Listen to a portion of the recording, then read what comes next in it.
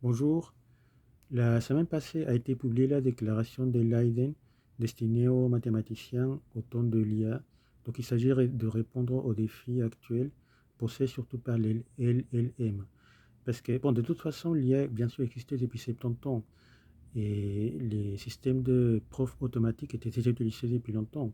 Le problème vient des LLM surtout, qui ont des méthodes un peu particulières et donc voilà, dans cette déclaration, par exemple, on parle de la paternité de l'attribution parce que, par exemple, si on pose une question, après, c'est LLM qui ont parcouru beaucoup d'articles, peuvent donner des réponses, mais après, on ne sait pas qui écrit quoi.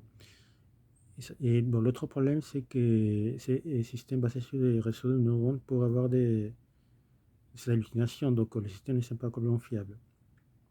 Et après, on parle justement d'éthique aussi par rapport aux mathématiciens qui travaillent dans l'industrie parce qu'ils pourraient être confrontés à des travaux en lien avec des armes, etc. Donc, il faut faire attention.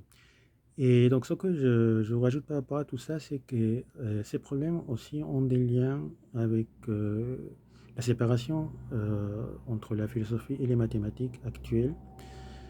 Et pourquoi c'est un problème?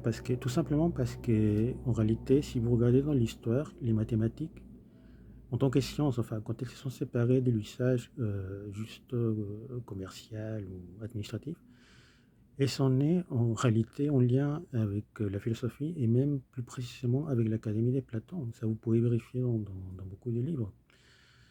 Donc, et ce lien s'est poursuivi pendant des siècles de l'université.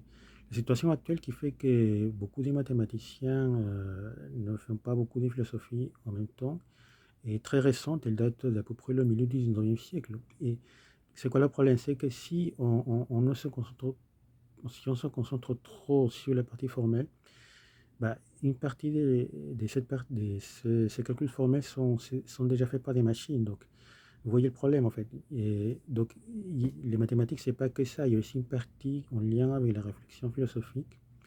Et d'ailleurs, la déclaration le dit, c'est une activité humaine aussi et qui vise aussi à apporter des solutions à la société. Et tout ça a des liens bien sûr avec la philosophie. Et il y a des questions, énormément de questions en lien avec la philosophie.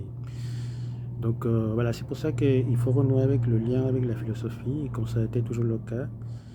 Et donc là, je vais continuer d'autres vidéos sur ce sujet. Et donc merci de m'avoir écouté et à une prochaine.